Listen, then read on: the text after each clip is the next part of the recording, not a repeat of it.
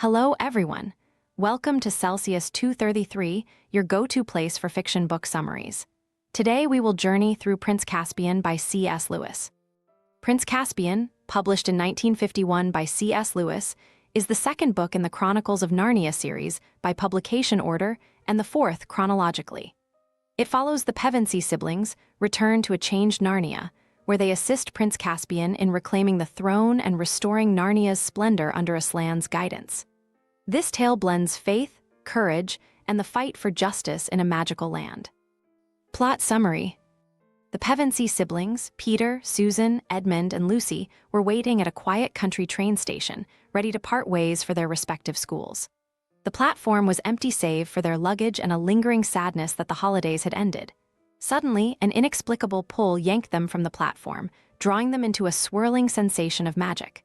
Moments later, they found themselves in a lush and overgrown forest. Excitement flickered in their hearts. They were back in Narnia. Venturing out of the dense woods, they discovered a ruined castle by the sea. Slowly, they realized it was the once magnificent Cair Paravel, their royal home during their previous reign in Narnia. Time had passed differently in this world. Centuries had rolled by, and their kingdom was now a distant memory. While exploring the ruins, they found remnants of their past, suits of armor and ancient treasures that brought back bittersweet memories. Among them were their sacred gifts: Peter's sword Rindon, Susan's bow, and Lucy's cordial. As they pondered the mystery of their return, they encountered a dwarf named Trumpkin, whom they saved from execution by two Telmarine soldiers. Initially skeptical, Trumpkin explained the dire situation in Narnia. The Telmarines, a foreign and tyrannical people, had conquered the land, driving its magical creatures into hiding. The true king of Narnia, Prince Caspian, had been overthrown by his uncle, Immerse, a usurper who ruled with an iron grip. Caspian had fled his uncle's court and was rallying old Narnians, fauns, dwarfs, talking animals, and tree spirits, to reclaim his throne. Trumpkin had been sent to find help, and to his astonishment, the legendary kings and queens of Narnia had answered the call. Eager to join the fight, the Pevensies followed Trumpkin across the wild and untamed landscape of Narnia. The journey tested their resolve as they traversed treacherous rivers, tangled woods, and steep hills. One night, Lucy glimpsed Aslan in the distance, beckoning them to follow, but her siblings doubted her vision. The group continued on a more conventional path, encountering more obstacles until Lucy once again saw Aslan. This time, her faith swayed the others, and they agreed to follow her lead. Aslan rewarded their belief by revealing himself fully, and his presence filled them with renewed hope. The great lion promised to rally the spirits of Narnia, while the children moved forward to aid Caspian. Meanwhile, Prince Caspian's journey had been equally harrowing. Raised by Immerse, he had grown up under strict rule, unaware of Narnia's true history. His discovery of old Narnia came through the teachings of his secret tutor, Dr. Cornelius. When Immerse's wife gave birth to a son, Caspian's life was suddenly in danger. Fleeing for his life, he escaped into the wilds and encountered old Narnians, beings he had long thought to exist only in legends. Caspian became their leader, uniting them with promises of restoring their rightful place in the land. Caspian's forces, however, were no match for Immerse's well-trained army. In desperation, he used Susan's magical horn, gifted to him by Dr. Cornelius, to summon help.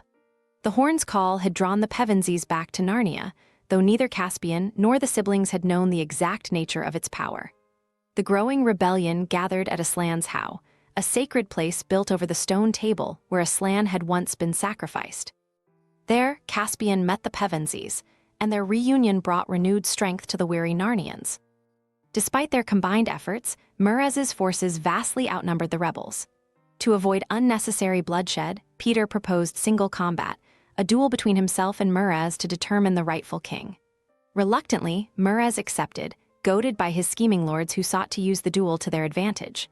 The duel was fierce and grueling, but Peter's skill and courage held firm. When Immerse faltered, one of his treacherous lords struck him down, claiming it was the work of the Narnians. Chaos erupted as Immerse's army attacked. The battlefield became a whirlwind of combat. The Pevensies fought valiantly, alongside Trumpkin, Caspian, and the old Narnians. Susan's arrows flew true, Edmund clashed swords with Telmarine soldiers, and Peter led the charge with the strength of a high king. The The tide turned when Aslan himself arrived, his roar reverberating across the land.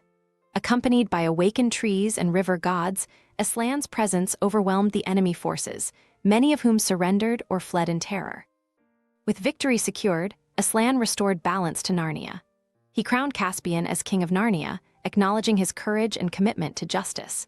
Caspian vowed to rule with wisdom and fairness, embracing the old Narnians as equals. To the Telmarines, who feared and distrusted the magic of Narnia, Aslan offered a choice. They could remain and live in harmony or return to their ancestral world through a magical doorway.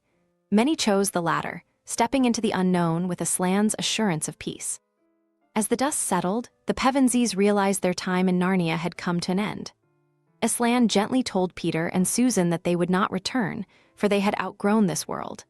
Though bittersweet, the siblings accepted their fate, finding solace in the knowledge that Narnia was safe under Caspian's reign. With Aslan's guidance, the four children passed through the magical doorway, returning to their world, the memories of their adventure etched forever in their hearts. That's a wrap for today, but there's more to explore in Chronicles of Narnia series by C.S. Lewis. Check the description or Celsius 233 to keep the adventure going. Remember, while our summaries capture the essence, they can never replace the full experience of reading the book. If this summary intrigued you, consider diving into the complete story, buy the book, and immerse yourself in C.S. Lewis's original work. Bye-bye, take care, have fun.